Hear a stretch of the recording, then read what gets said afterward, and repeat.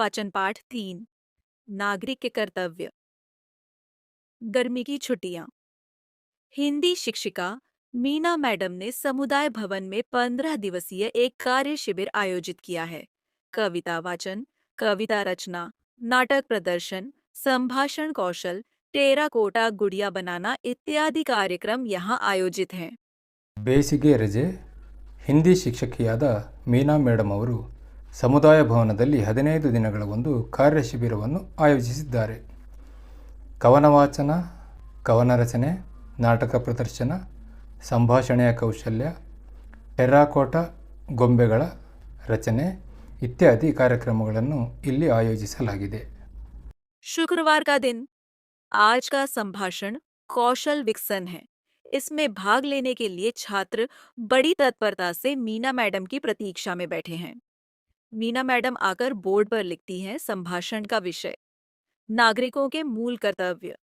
सभी छात्र छात्रा एक साथ हाथ उठाते हैं और कहते हैं, मैं बोलूंगा, मैं बोलूंगी। ಶುಕ್ರವಾರದ ದಿನ.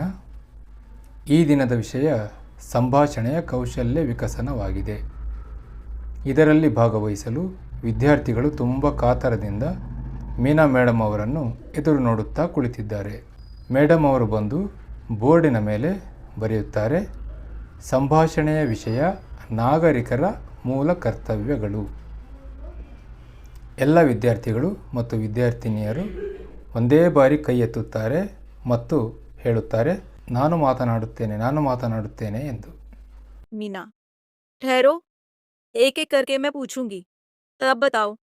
अकुल, मैडम, एक नागरिक की हैसियत से हमें अपने देश के राष्ट्रध्वज, राष्ट्रगान, राष्ट्रीय त्योहार आदि का आदर करना चाहिए।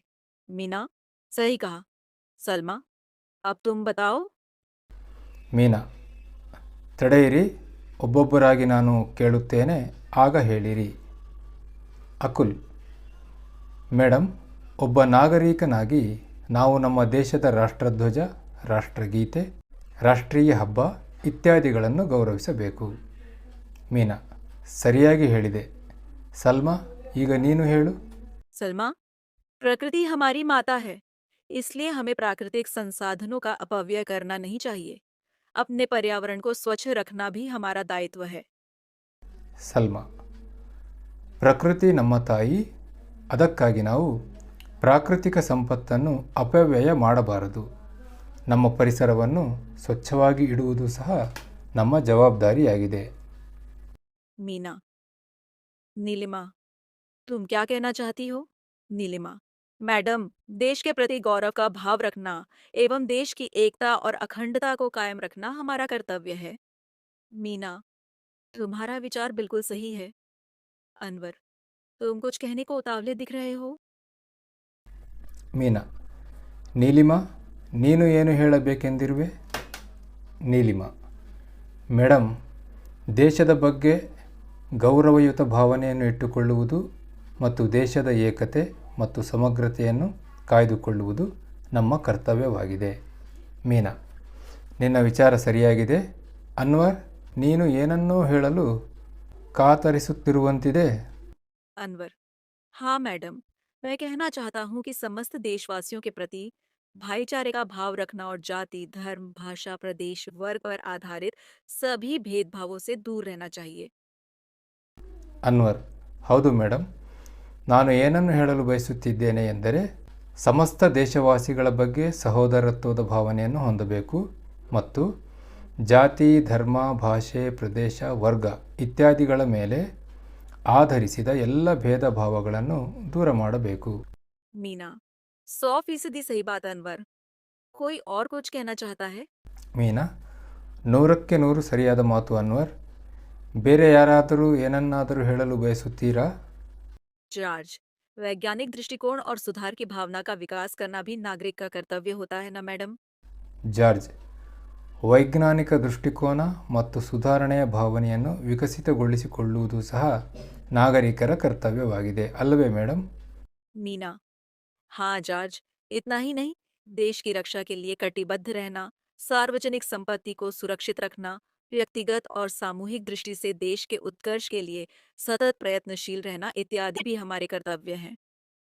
ಮೀನಾ, ಹೌದು ಜಾರ್ಜ್, ಅಷ್ಟೇ ಅಲ್ಲ, ದೇಶದ ರಕ್ಷಣೆಗಾಗಿ ಕಟಿಬದ್ಧನಾಗಿರುವುದು, ಸಾರ್ವಜನಿಕ ಸಂಪತ್ತನ್ನು ರಕ್ಷಿಸುವುದು, ವೈಯಕ್ತಿಕವಾಗಿ ಮತ್ತು ಸಾಮೂಹಿಕ ದೃಷ್ಟಿಯಿಂದ ದೇಶದ ಅಭಿವೃದ್ಧಿಯಲ್ಲಿ ಸತತ ಪ್ರಯತ್ನಶೀಲನಾಗಿರುವುದು ಇತ್ಯಾದಿ ಸಹ ನಮ್ಮ ಕರ್ತವ್ಯಗಳಾಗಿವೆ. स्टेला, हमें अपनी संस्कृति और गौरवशाली परंपरा का सम्मान करना है। संविधान के नियमों का पालन भी करना चाहिए। ಸ್ಟೆಲ್ಲಾ, ನಾವು ನಮ್ಮ ಸಂಸ್ಕೃತಿ ಮತ್ತು ಗೌರವಯುತ ಪರಂಪರೆಯನ್ನು ಗೌರವಿಸಬೇಕು, ಸಂವಿಧಾನದ ನಿಯಮಗಳನ್ನು ಪಾಲಿಸಬೇಕು.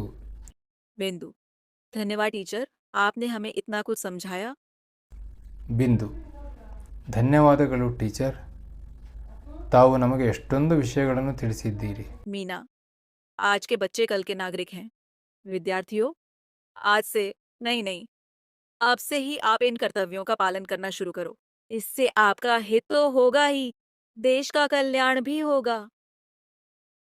ಮೀನಾ, ಇಂದಿನ ಮಕ್ಕಳೇ ನಾಳಿನ ನಾಗರಿಕರು. ವಿದ್ಯಾರ್ಥಿಗಳೇ, ಇಂದಿನಿಂದ ಅಲ್ಲಲ್ಲ, ಈಗಿನಿಂದಲೇ ನೀವೆಲ್ಲರೂ ನಿಮ್ಮ ಕರ್ತವ್ಯಗಳನ್ನು ಪಾಲಿಸಲು ಪ್ರಾರಂಭಿಸಿರಿ. ಇದರಿಂದ ನಿಮ್ಮ ಹಿತವಾಗುತ್ತದೆ, ಅಲ್ಲದೆ ದೇಶದ ಕಲ್ಯಾಣವೂ ಸಹ ಆಗುತ್ತದೆ. ಅಂದರೆ ದೇಶಕ್ಕೆ ಒಳ್ಳೆಯದಾಗುತ್ತದೆ.